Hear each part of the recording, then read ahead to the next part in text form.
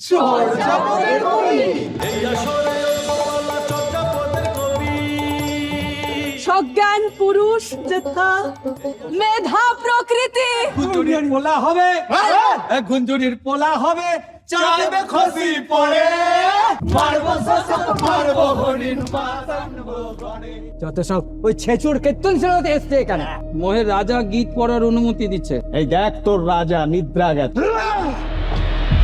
আমার ছোট লোক কেনে মহের অপরাধ কি?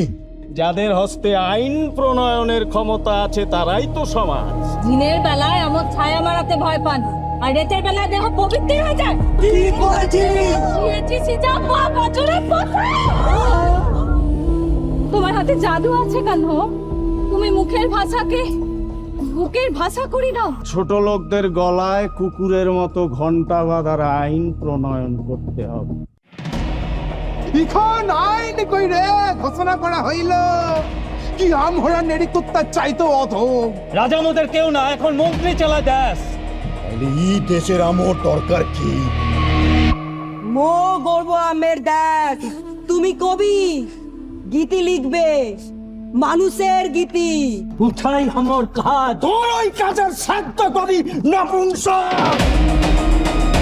চলো দেশাক, আমরা ছোট লোকেরা আমাদের নিজেদের দেশ নিজেরাই বলে।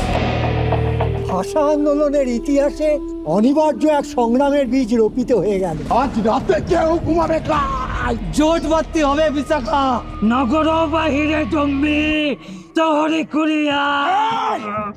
নগর